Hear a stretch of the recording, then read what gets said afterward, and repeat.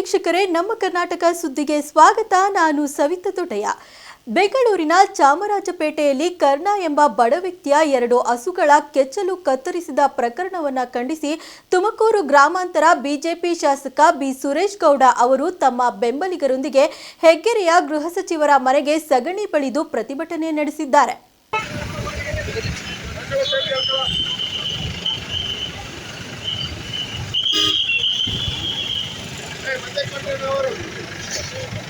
ಮೊದಲು ಹೆಗ್ಗೆರೆ ಪ್ರವಾಸಿ ಮಂದಿರದ ಬಳಿ ಜಮಾಯಿಸಿ ನಂತರ ನಗರ ಸಾರಿಗೆ ಬಸ್ನಲ್ಲಿ ಮಾರುವೇಷದಲ್ಲಿ ತೆರಳಿ ಪ್ರತಿಭಟನೆ ಮಾಡಲು ಮುಂದಾದ ಸುರೇಶ್ ಗೌಡ ಅವರನ್ನ ಪೊಲೀಸರು ಬಲವಂತವಾಗಿ ವಶಕ್ಕೆ ಪಡೆದುಕೊಂಡರು. ತಮ್ಮ ಮುಖ ಕಾಣಬಾರದು ಎಂದು ಶಾಸಕರು ಕೇಸರಿ ವಸ್ತ್ರವನ್ನು ತಲೆಗೆ ಮುಸುಕಿನ ರೀತಿ ಹಾಕಿಕೊಂಡಿದ್ದರು.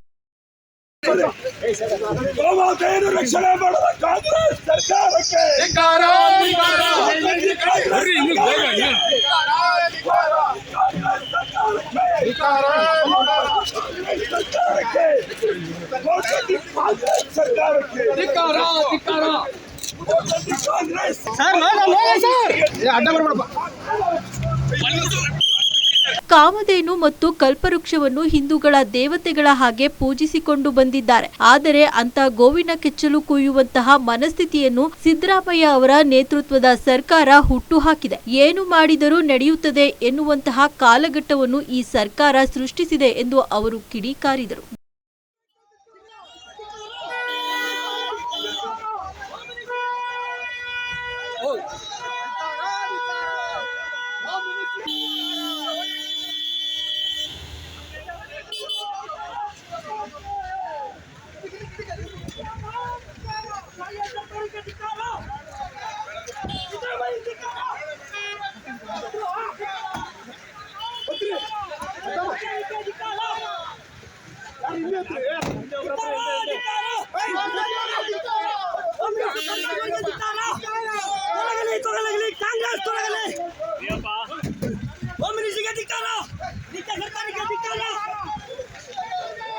ಗೋವನ್ನು ಮಾತೆ ಎಂದು ನಾವು ಪೂಜಿಸುತ್ತಿದ್ದೇವೆ.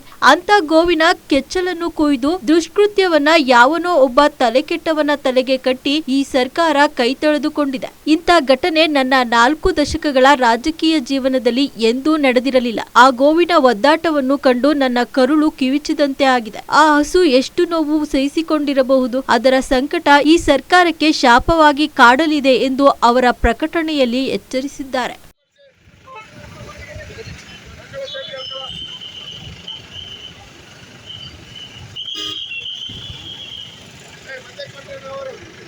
ನಮ್ಮ ಜಿಲ್ಲೆಯವರೇ ಆದ ಡಾಕ್ಟರ್ ಜಿ ಪರಮೇಶ್ವರ್ ಅವರು ಗೃಹ ಖಾತೆಯನ್ನ ವಹಿಸಿಕೊಂಡಿದ್ದಾರೆ. ಅದು ನಮ್ಮ ದುರ್ದೈವ.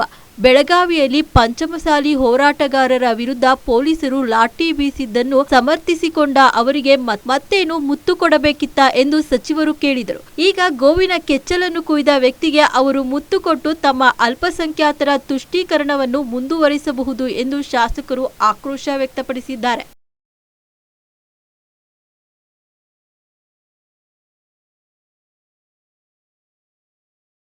ಪೊಲೀಸರು ನನ್ನನ್ನು ವಶಕ್ಕೆ ಪಡೆದುಕೊಂಡು ಹೋಗುವಾಗ ಮಾಧ್ಯಮಗಳ ಜೊತೆಗೆ ಮಾತನಾಡಲು ಅವಕಾಶ ಕೊಡದೆ ನನ್ನ ಅಭಿವ್ಯಕ್ತಿ ಸ್ವಾತಂತ್ರ್ಯಕ್ಕೆ ಧಕ್ಕೆ ತಂದಿದ್ದಾರೆ. ಮಾಧ್ಯಮಗಳಿಗೆ ಸುದ್ದಿ ಬಿತ್ತರಿಸುವ ಸ್ವತಂತ್ರಕ್ಕೂ ಕಡಿವಾಣ ಹಾಕಿದ್ದಾರೆ. ದೇಶದ ಮೇಲೆ ತುರ್ತು ಪರಿಸ್ಥಿತಿ ಹೇರಿದ ಕಾಂಗ್ರೆಸ್ ಪಕ್ಷದಿಂದ ನಾವು ಇನ್ನೇನನ್ನು ನಿರೀಕ್ಷಿಸಲು ಸಾಧ್ಯ ಎಂದು ಅವರು ಕೇಳಿದ್ದಾರೆ.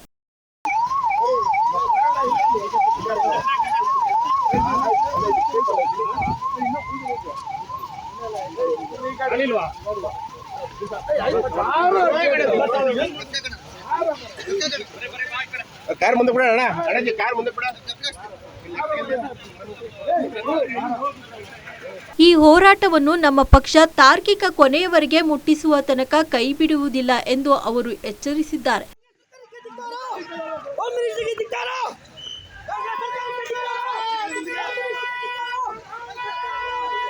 ಇನ್ನು ಬಂಧಿಸಿದ್ದ ಪ್ರತಿಭಟನಾ ನಿರತರಾದ ಸುರೇಶ್ ಗೌಡ ಮತ್ತು ಮುಖಂಡರುಗಳಾದ ಎಸ್ಪಿ ಕಚೇರಿ ಬಳಿ ಇರಿಸಲಾಗಿತ್ತು. ಸದ್ಯ ಪ್ರತಿಭಟನಾ ನಿರತ ಎಲ್ಲರನ್ನ ಬಿಡುಗಡೆ ಮಾಡಿದ್ದಾರೆ.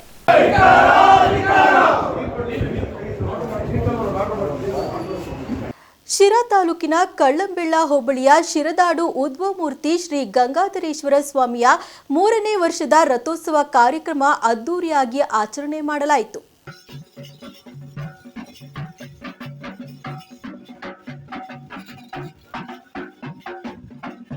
ಶಿರದಾಡು ಉದ್ಭವಮೂರ್ತಿ ಶ್ರೀ ಗಂಗಾಧರೇಶ್ವರ ಸ್ವಾಮಿಯ 3ನೇ ವರ್ಷದ ರಥೋತ್ಸವ ಕಾರ್ಯಕ್ರಮ ಅದ್ದೂರಿಯಾಗಿ ನಡೆಯಿತು. ಮುಖ್ಯ ಅತಿಥಿಗಳಾಗಿ ಶಿರಾ ಶಾಸಕರಾದ ಟಿಬಿ ಜಯಚಂದ್ರ, ಚಿತ್ರದುರ್ಗ ಸಂಸದರಾದ ಗೋವಿಂದ ಕಾರಜೋಳ, ವಿಧಾನ ಪರಿಷತ್ ಸದಸ್ಯರಾದ ಶ್ರೀ ಚಿದಾನಂದ ಎಂ ಗೌಡ, ತುಮುಲ್ ನಿರ್ದೇಶಕರಾದ ಎಸ್ಆರ್ ಗೌಡ, ಮಾಜಿ ಶಾಸಕರಾದ ರಾಜೇಶ್ ಗೌಡ ಭಾಗಿಯಾಗಿ ಪೂಜೆ ಸಲ್ಲಿಸಿ ಸ್ವಾಮಿಯ ಕೃಪೆಗೆ ಪಾತ್ರರಾದರು.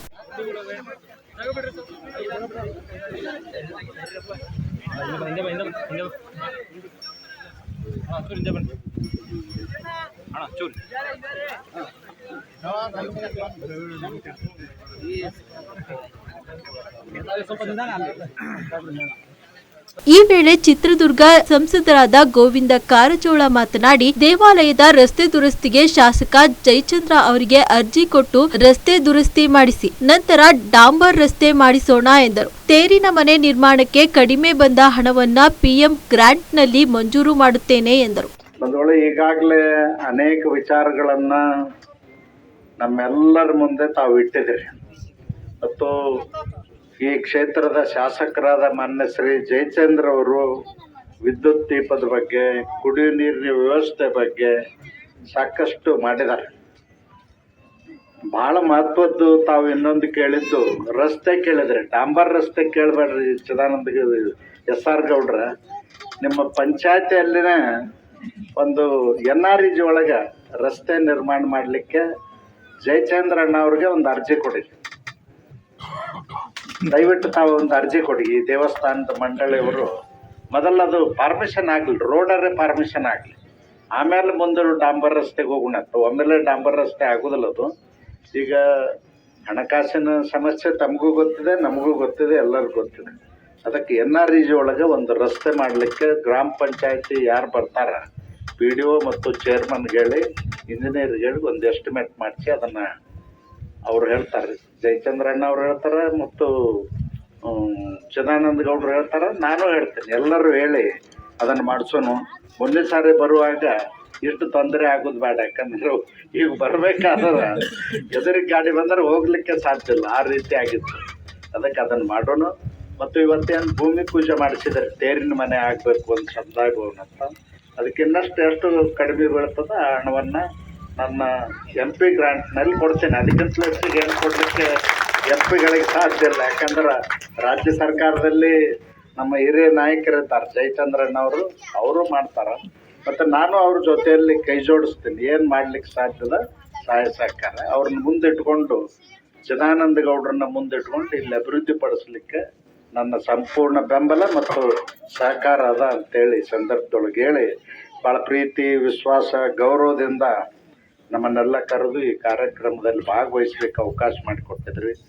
ಶ್ರೀ ಗಂಗಾಧರೇಶ್ವರ ಸ್ವಾಮಿಯ ದರ್ಶನಕ್ಕೆ ಅವಕಾಶ ಮಾಡಿಕೊಟ್ಟಿದ್ರಿ. ವ್ಯವಸ್ಥಾಪಕರಿಗೆ ನನ್ನ ಅನಂತ ಕೃತಜ್ಞತೆಗಳನ್ನ ಹೇಳಿ ನನ್ನ ಮಾತು ಮುಗಿಸ್ತೇನೆ. ಒಂದು ಪವಿತ್ರವಾದಂತಹ ದಿನ. ಭಾರತಾದ್ಯಂತ ಇವತ್ತು ಹಬ್ಬ ಹರಿದಿನಗಳೇನೋ ಒಂದು ಮಹತ್ವಕರವಾದಂತಹ ದಿನ. ಇವತ್ತು ದೇಶದಾದ್ಯಂತ ನಮ್ಮ ಕರ್ನಾಟಕ ರಾಜ್ಯ ಅಲ್ಲದೆ ಮಕರ ಸಂಕ್ರಾಂತಿಯನ್ನು ಆಚರಿಸ್ತೀವಿ. ತಮಿಳುನಾಡಲ್ಲಿ ಪೊಂಗಲ್ ಇರ್ಬೋದು, ಅಥವಾ ಉತ್ತರ ಭಾರತದಲ್ಲಿ ಲಹರಿ ಅಂತ ಹೇಳ್ಬಿಟ್ಟು ಏನು ಆಚರಿಸ್ತಾರೆ. ಇವತ್ತು ಬಹಳ ಒಂದು ಪವಿತ್ರವಾದಂಥ ದಿನದಲ್ಲಿ ಒಂದು ವಿಶೇಷತೆ ತುಂಬಿಕೊಂಡಿದೆ. ಯಾಕೆಂತ ಹೇಳಿದ್ರೆ ಗಂಗಾಧರನನ್ನು ತಂದು ಇವತ್ತು ಗಿರಿಯ ಮೇಲೆ ಕೂಡಿಸಿದ್ದಾರೆ. ಆದರೆ ಇವತ್ತು ಕುಂಭಮೇಳ ನಡೀತಾ ಇದೆ. ಇವತ್ತು ಉತ್ತರ ಭಾರತದಲ್ಲಿ ಕುಂಭಮೇಳ, ಪವಿತ್ರ ಗಂಗೆಯ ಸ್ನಾನ, ಮಹಾಕುಂಭ ನಡೀತಾ ಇರ್ತಕ್ಕಂಥದ್ದು. ಇವತ್ತು ಶಿವನು ಗಂಗೆಯನ್ನು ತರಬೇಕಾದ್ರೆ ತಮ್ಗೆಲ್ಲರಿಗೂ ಗೊತ್ತಿರ್ತಕ್ಕಂಥದ್ದು, ಭಗೀರಥ ತಪಸ್ಸು ಮಾಡಿ ಗಂಗೆಯನ್ನು ಧರೆಗೆ ತರಲು ಬ್ರಹ್ಮನನ್ನು ತಪಸ್ಸು ಮಾಡಿದ ಬ್ರಹ್ಮ ಗಂಗೆಯ ರಭಸಕ್ಕೆ ಭೂಮಿಗೆ ಬಿರುಕ್ಬಿಡುತ್ತೆ. ಗಂಗೆನ ನೀನು ಧರೆಗೆ ತರಬೇಕು ಅಂತ ಹೇಳಿದ್ರೆ, ಭೂಮಿಗೆ ತರಬೇಕು ಅಂತ ಹೇಳಿದ್ರೆ ಶಿವನನ್ನು ಪ್ರಾರ್ಥನೆ ಮಾಡಬೇಕು. ಶಿವನನ್ನು ಪ್ರಾರ್ಥನೆ ಮಾಡಿದ್ರೆ ಮಾತ್ರ ಸುಗಮವಾಗಿ ಸಲೀಸಾಗಿ ಗಂಗೆನ ಹರಿಸ್ಲಿಕ್ಕೆ ಸಾಧ್ಯ. ಯಾಕೆಂದ್ರೆ ಭಗೀರಥರ ವಂಶಸ್ಥರು ಸುಮಾರು 60,000 ಅವರ ಹಿಂದಿನ ವಂಶಸ್ಥರು ಪಾಪದಿಂದ ಪಾಪಮುಕ್ತರಾಗಿ ಪುಣ್ಯಕ್ಕೆ ಒಂದು ಪುಣ್ಯ ಕಾಲಕ್ಕೆ ಪಾತ್ರರಾಗಿ ಸ್ವರ್ಗವಾಸಿಗಳಾಗಬೇಕು ಅಂತಕ್ಕಂಥದ್ದು ಭಗೀರಥನ ಒಂದು ಆಸೆ ಆಗಿತ್ತು. ಅದರಂತೆಯೇ ಭಗವಂತ ಶಿವನನ್ನು ಪ್ರಾರ್ಥನೆ ಮಾಡಿದಾಗ ಶಿವ ತನ್ನ ಜಡೆಯ ಅವತಾರದಲ್ಲಿ ಇರ್ತಕ್ಕಂಥ ಕೇಶವನ್ನು ಭೂಮಿಗೆ ಹರಡಿಸಿ ಗಂಗವನ್ನು ಸುಗಮವಾಗಿ ಭೂಮಿ ಮೇಲೆ ಹರಿಸ್ತಕ್ಕಂಥ ಒಂದು ಪ್ರಯತ್ನದಲ್ಲಿ ಭಗವಂತ ಯಶಸ್ವಿ ಆಗ್ತಾನೆ. ಗಂಗೆ ಸಲೀಸಾಗಿ ಸುಗಮವಾಗಿ ಭೂಮಿ ಮೇಲೆ ಹರಿದು ಎಲ್ಲರ ನಮ್ಮ ಏನು ನಾವು ಪುಣ್ಯ ನಮಗೆ ಸಿಗಬೇಕು, ದೊರಕಬೇಕು, ಒಂದು ಮೋಕ್ಷ ದೊರಕಬೇಕು ಅಂತಕ್ಕಂಥದ್ದು ಒಂದು ಅಭಿಲಾಷೆ ಎಲ್ಲರಿಗೂ ಏನಿರುತ್ತೆ. ಅದಕ್ಕೆ ಅನುಗುಣವಾಗಿ ಇವತ್ತು ಭಗೀರಥ ಗಂಗೆಯನ್ನು ಹರಿಸಿದ ಒಂದು ಕಾರಣ, ಇವತ್ತು ಶಿವನ ಕೇಶರಾಶಿಯಿಂದ ಬಂದಂತಹ ಗಂಗೆಗೆ ಗಂಗಾಧರ ಅಂತಕ್ಕಂಥದ್ದು ಒಂದು ಹೆಸರು ಬಂದಿರತಕ್ಕಂಥದ್ದು. ಈ ಗಂಗಾ ಅಂತ ಹೇಳಿದ್ರೆ ಗಂಗೆ, ತಮ್ಮೆಲ್ಲರಿಗೂ ಗಂಗೆ ಮಾತೆ. ಧರ ಅಂತ ಹೇಳಿದ್ರೆ ಒಂದು ಕೇಶರಾಶಿಯಲ್ಲಿ ಒಂದು ಏನೋ ಗಂಗೆಯನ್ನು ಇಟ್ಕೊಂಡು ಧರೆಗೆ ಬಿಡ್ತಕ್ಕಂಥದ್ದು.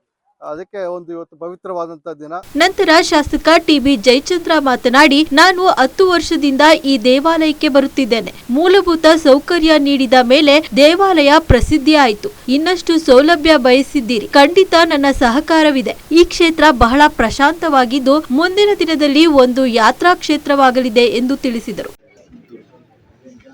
ನನ್ನ ನಮಸ್ಕಾರಗಳನ್ನು ಸಮರ್ಪಿಸುತ್ತಾ, ವೇದಿಕೆ ಮೇಲೆ ಆಸೆಯಿಂದಾಗಿರ್ತಕ್ಕಂಥ ಎಲ್ಲ ಗಣ್ಯರೇ, ಇಲ್ಲಿ ನೆರೆದಿರ್ತಕ್ಕಂಥ ಯಾವತ್ತೂ ನನ್ನ ಬಂಧುಗಳೇ, ಭಗಿನಿಯರೇ, ಬಹುಶಃ ಈಗ ಎಲ್ಲರ ಮಾತನ್ನು ಕೂಡ ಕೇಳಿದ್ದೀವಿ. ನಾನು ಸುಮಾರು 8-10 ವರ್ಷದಿಂದಲೂ ಕೂಡ ಇಲ್ಲಿ ಬರ್ತಾ ಇದ್ದೆ.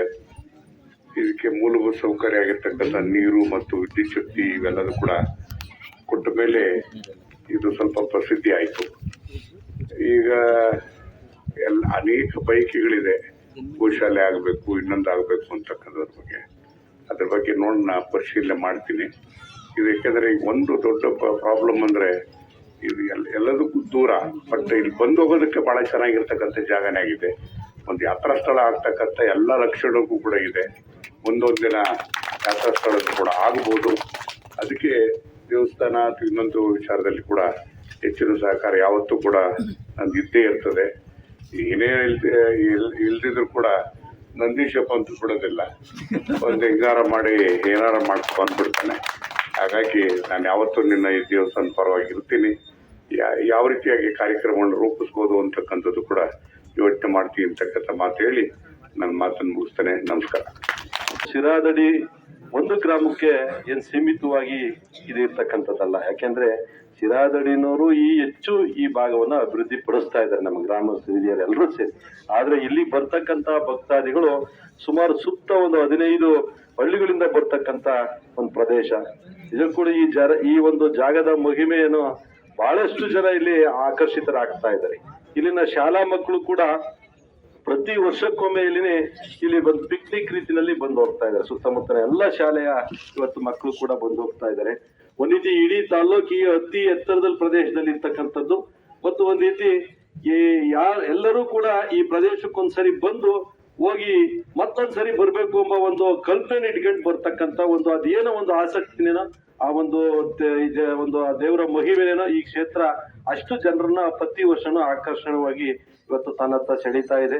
ಅದಕ್ಕೆ ನಾನು ಮಾನ್ಯ ಶಾಸಕರಲ್ಲಿ, ನನ್ನ ಸಂಸದರಲ್ಲಿ ನಾನು ಮನವಿ ಮಾಡ್ತೀನಿ, ಇವತ್ತೇನು ತಾವು ಹಲವಾರು ರೀತಿಯಲ್ಲಿ ಈ ಹುದ್ದೆಗಳನ್ನ ಅನುಭವಿಸಿದಿರಾ, ಇವತ್ತು ಸಾಕಷ್ಟು ಸೇವೆಗಳನ್ನ ಮಾಡಿದಿರಾ. ಈ ಕ್ಷೇತ್ರದಲ್ಲಿ, ಈ ಒಂದು ಜಾಗದಲ್ಲಿ ತಮ್ಮ ಸೇವೆ ಇವತ್ತು ಚಿರಾಯವಾಗಿರ್ತಕ್ಕಂಥ ಒಂದು ಕೆಲಸವನ್ನ ತಾವು ಮಾಡ್ಬೇಕಾಗ್ತಕ್ಕಂಥದ್ದು ಇವತ್ತು ಬಹಳ ಮುಖ್ಯವಾಗಿ ಮಾಡ್ಬೇಕಾದಂತ ಕೆಲಸ ಆಗಿರ್ತೈತೆ. ಇಲ್ಲಿ ತಾವೇನಿಗಾಗಲೇ ಪರ್ವತಪ್ಪನವರು ಕೂಡ ಬಹಳ ಸೂಕ್ಷ್ಮವಾಗಿ ಹೇಳಿದ್ರು. ಬಹಳಷ್ಟು ಸುಮಾರು 300 ಎಕರೆ ಪ್ರದೇಶ ವಿಶಾಲವಾಗಿರ್ತಕ್ಕಂಥ ಈ ಜಾಗ ಸರ್ಕಾರಿ ಜಾಗ ಸುತ್ತಮುತ್ತಲು ಈಗ ಅತಿಕ್ರಮಣ ಆಗ್ತಾ ಇದೆ. ಎಲ್ಲರೂ ಕೂಡ ಇವತ್ತು ಸಾಗುವಳಿ ಮಾಡೋದಕ್ಕೆ ಹೊರಟಿದ್ದಾರೆ. ಅದಕ್ಕೆ ಇಂಥ ಎತ್ತರವಾಗಿರ್ತಕ್ಕಂಥ ಈ ಪ್ರದೇಶಕ್ಕೆ ಒಂದು ಗೋಶಾಲೆ ನಿರ್ಮಾಣ ಮಾಡೋದ್ರ ಮುಖಾಂತರ ಆ ಪ್ರದೇಶವನ್ನು ರಕ್ಷಣೆ ಮಾಡಿ ಇಲ್ಲಿನ ಎಲ್ಲವೂ ಕೂಡ ಗೋಗಳು ಮೇಯೋದಿಕ್ಕೆ ಈ ಜಾಗ ಸೀಮಿತವಾಗಿದ್ರೆ ಕೂಡ ಇಲ್ಲೇನೋ ಒಂದು ರೀತಿ ಒಂದು ಹೊಸ ಬೆಳವಣಿಗೆ ಆಗುತ್ತೆ. ಅದಕ್ಕೆ ಪೂರಕವಾಗಿ ತಾವು ಏನ್ ಮಾಡ್ಬೇಕು ಅದನ್ನ ನಮ್ಮ 3 ಜನ ಶಾಸಕರು ಕೂಡ, ಸಂಸದರು ಕೂಡ ತಾವು ಮಾಡ್ತಕ್ಕಂಥ ಕೆಲಸವನ್ನ ಕೂಡ ಮಾಡಬೇಕು. ಮತ್ತು ಈ ಪ್ರದೇಶಕ್ಕೆ ಒಂದು ಡಾಂಬರ್ ರಸ್ತೆ ತುಂಬಾ ಅತ್ಯಗತ್ಯವಾಗಿ ಬೇಕಾಗಿರ್ತಕ್ಕಂಥದ್ದು. ಶ್ರೀ ಗಂಗಾಧರೇಶ್ವರ ಸ್ವಾಮಿ 3ನೇ ವರ್ಷದ ರಥೋತ್ಸವ ವಿಜೃಂಭಣೆಯಿಂದ ನಡೆಯಿತು. ವಿವಿಧೆಡೆಯಿಂದ ರಥೋತ್ಸವಕ್ಕೆ ಭಕ್ತರು ಆಗಮಿಸಿ ದೇವರ ಕೃಪೆಗೆ ಪಾತ್ರರಾದರು. ಈ ಸಂದರ್ಭದಲ್ಲಿ ಗ್ರಾಮ ಪಂಚಾಯಿತಿಯ ಸದಸ್ಯರು, ಅಧ್ಯಕ್ಷರು, ಹಿರಿಯ ಮುಖಂಡರು, ಊರಿನ ಗ್ರಾಮಸ್ಥರು, ಮಹಿಳೆಯರು, ಮಕ್ಕಳು ಹಾಗೂ ಊರಿನ ಅಕ್ಕಪಕ್ಕ ಊರಿನ ಎಲ್ಲಾ ಗ್ರಾಮದ ಗ್ರಾಮಸ್ಥರುಗಳು ಹಾಜರಿದ್ದರು.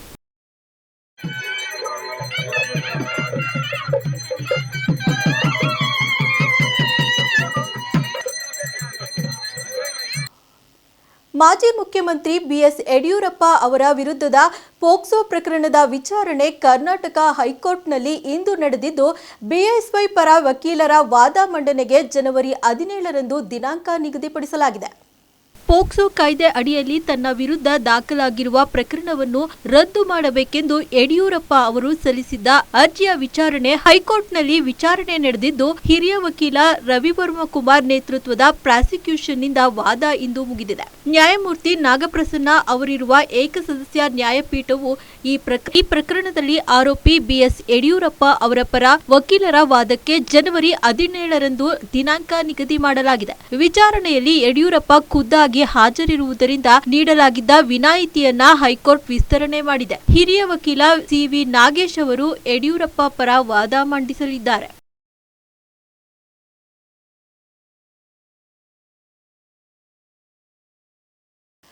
ದೆಹಲಿಯಲ್ಲಿ ನೂತನ ಕಾಂಗ್ರೆಸ್ ಪ್ರಧಾನ ಕಚೇರಿ ಇಂದಿರಾ ಭವನವನ್ನು ಸಂಸದೆ ಸೋನಿಯಾ ಗಾಂಧಿ ರಿಬ್ಬನ್ ಕತ್ತರಿಸುವ ಮೂಲಕ ಉದ್ಘಾಟನೆ ಮಾಡಿದರು. ದೆಹಲಿಯಲ್ಲಿ ನೂತನ ಕಾಂಗ್ರೆಸ್ ಕಚೇರಿ ಇಂದಿರಾ ಭವನವನ್ನ ಸಂಸದೆ ಸೋನಿಯಾ ಗಾಂಧಿ ರಿಬ್ಬನ್ ಕತ್ತರಿಸುವ ಮೂಲಕ ಉದ್ಘಾಟನೆ ಮಾಡಿದರು. ನಂತರ ಮಲ್ಲಿಕಾರ್ಜುನ ಖರ್ಗೆ ರಾಹುಲ್ ಗಾಂಧಿ ಅವರೊಂದಿಗೆ ದೀಪ ಬೆಳಗಿಸಿದರು. ಈ ಹೊಸ ಕಾಂಗ್ರೆಸ್ ಕಚೇರಿಯನ್ನ ಪ್ರಜಾಪ್ರಭುತ್ವ, ರಾಷ್ಟ್ರೀಯತೆ, ಜಾತ್ಯತೀತತೆ, ಸಮಗ್ರ ಅಭಿವೃದ್ಧಿ, ಸಾಮಾಜಿಕ ನ್ಯಾಯದ ಅಡಿಪಾಯದ ಮೇಲೆ ನಿರ್ಮಿಸಲಾಗಿದೆ. ಇಲ್ಲಿನ ಗೋಡೆಗಳು 140 ವರ್ಷಗಳ ಕಾಂಗ್ರೆಸ್ ಇತಿಹಾಸವನ್ನು ಪ್ರತಿಬಿಂಬಿಸುತ್ತವೆ ಎಂದು ಪಕ್ಷ ಟ್ವೀಟ್ ಮಾಡಿದೆ.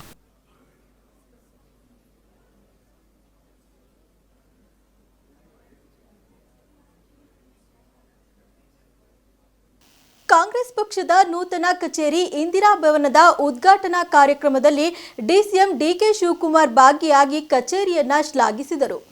ಕಾಂಗ್ರೆಸ್ ಪಕ್ಷದ ಪ್ರಧಾನ ಕಚೇರಿ ಇಂದಿರಾ ಭವನದಲ್ಲಿ ಕರ್ನಾಟಕದ ಉಪಮುಖ್ಯಮಂತ್ರಿ ಡಿಕೆ ಶಿವಕುಮಾರ್ ಭಾಗಿಯಾಗಿದ್ದರು. ನಂತರ ಮಾಧ್ಯಮದ ಜೊತೆ ಮಾತನಾಡಿ, ಭಾರತೀಯ ರಾಷ್ಟ್ರೀಯ ಕಾಂಗ್ರೆಸ್ಗೆ ಇದು ಐತಿಹಾಸಿಕ ದಿನ. ಈ ಕಚೇರಿಯನ್ನು ಇಂದಿರಾ ಗಾಂಧಿಗೆ ಅರ್ಪಿಸಲಾಗಿದೆ. ಈ ಕಾಂಗ್ರೆಸ್ ಕಚೇರಿ ಎಲ್ಲರಿಗೂ ದೇವಾಲಯವಾಗಿದೆ. ಕಾಂಗ್ರೆಸ್ಸಿಗರಿಗೆ ಇದು ಕೇವಲ ಕಾಂಗ್ರೆಸ್ ಕಚೇರಿ ಮಾತ್ರವಲ್ಲ, ದೇಶದ ಎಲ್ಲಾ ಕಾಂಗ್ರೆಸ್ಸಿಗರಿಗೆ ಸ್ವಾತಂತ್ರ್ಯವನ್ನು ನೀಡಿದ ಮತ್ತು ಪ್ರಜಾಪ್ರಭುತ್ವವನ್ನು ಉಳಿಸಿದ ದೇವಾಲಯವಾಗಿದೆ. ಇದು ಇಡೀ ದೇಶಕ್ಕೆ ಒಂದು ಸ್ಮಾರಕವಾಗಿದೆ ಎಂದು ಬಣ್ಣಿಸಿದರು.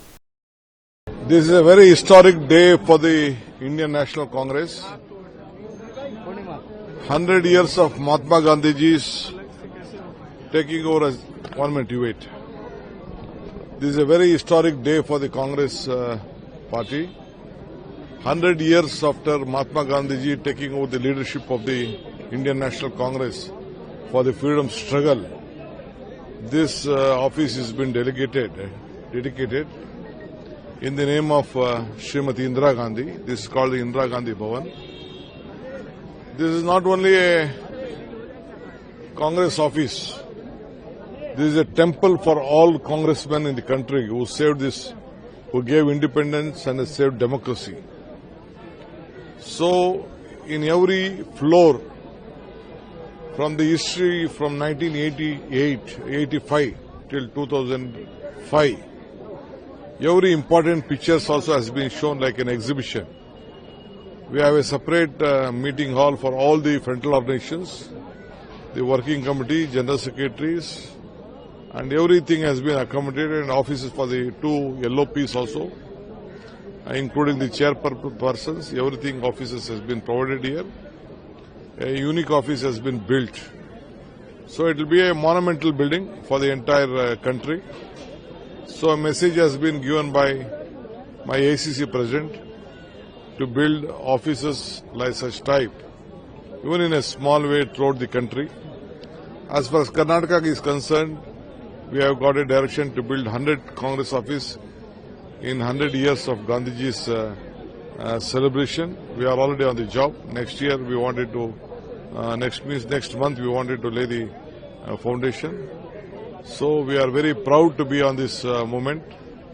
After this Makara Sankranti, on this auspicious day, Srimati Sonia Gandhi, in the august presence of Mallikarjun Kharge and Rahulji, she has inaugurated this building. Sir, today Rahul Gandhi clearly attacked on RSS. Beautifully he presented. Why? What is the reason? What is the issue of the state? What they have spoken? So his message is commendable. I think it is a very historic speech which he delivered today. We are so happy on this. Sir, you. Sira ತಾಲೂಕಿನ ಪಟ್ಟನಾಯಕನಹಳ್ಳಿ ಐತಿಹಾಸಿಕ ಪ್ರಸಿದ್ಧ ಶ್ರೀ ಗುರುಗುಂಡ ಬ್ರಹ್ಮೇಶ್ವರ ಸ್ವಾಮಿ ಜಾತ್ರಾ ಮಹೋತ್ಸವದ ಅಂಗವಾಗಿ ಶ್ರೀಮಠದಲ್ಲಿ ಧರ್ಮಧ್ವಜ ಸ್ಥಾಪನೆ ಮತ್ತು ಕೆಂಪೇಗೌಡ ಅವರ ಸಾಮ್ರಾಜ್ಯ ಸ್ಥಾಪನಾ ದಿನವನ್ನು ಸ್ಫಟಿಕಾಪುರಿ ಮಹಾಸಂಸ್ಥಾನ ಮಠದ ಪೀಠಾಧ್ಯಕ್ಷರಾದ ನಂಜಾವಧೂತ ಸ್ವಾಮೀಜಿಗಳ ನೇತೃತ್ವದಲ್ಲಿ ಆಚರಿಸಲಾಯಿತು.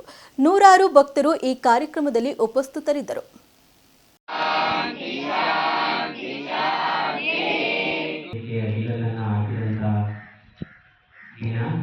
ನಾಡಪ್ರಭು ಕೆಂಪೇಗೌಡರ ಪುತ್ಥಳಿಗೆ ಪುಷ್ಪಾರ್ಚನೆಯನ್ನು ಮಾಡುವ ಮೂಲಕ ಮತ್ತು ಕಾರ್ಯಕ್ರಮವನ್ನು ಉದ್ಘಾಟನೆ ಮಾಡುವ ಮೂಲಕ ಮತ್ತು ನಿನ್ನೆ ಇದ್ದಂಥ ಸ್ವಾಮಿ ವಿವೇಕಾನಂದರವರ ಜಯಂತಿಯನ್ನು ಇಂದು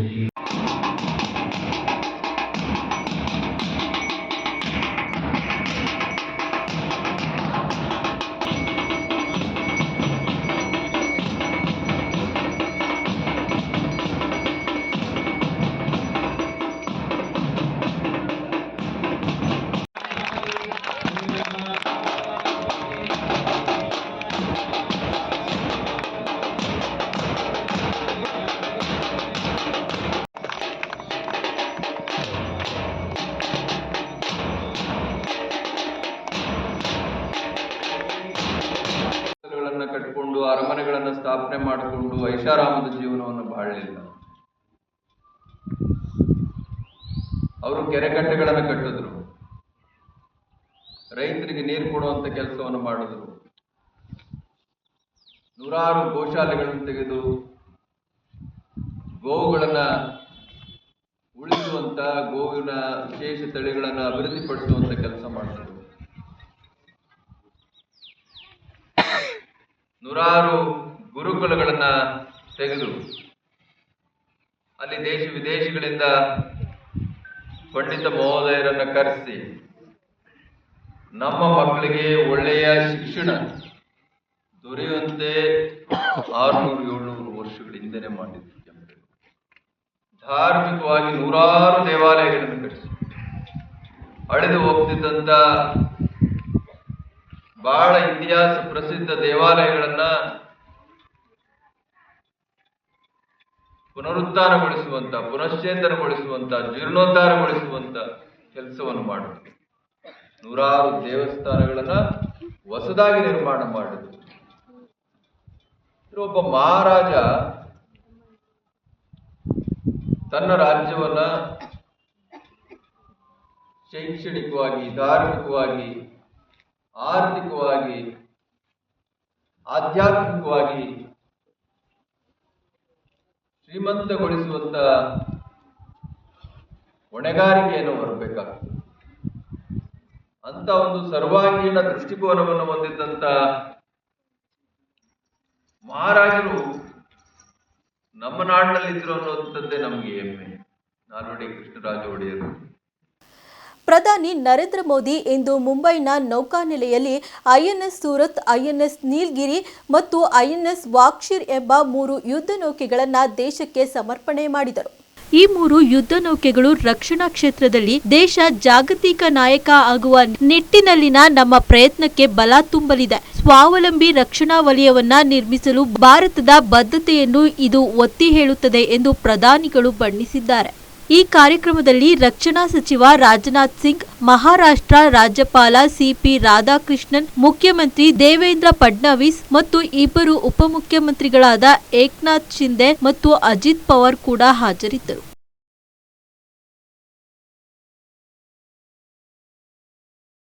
ಎಷ್ಟಿತ್ತು ಈ ಹೊತ್ತಿನ ಸುದ್ದಿ ಮತ್ತು ಮನೋರಂಜನೆಗಾಗಿ ನೋಡ್ತಾ ಇರಿ ನಮ್ಮ ಕರ್ನಾಟಕ ಟಿವಿ. ಇದು ಕನ್ನಡಿಗರ ಭರವಸೆ.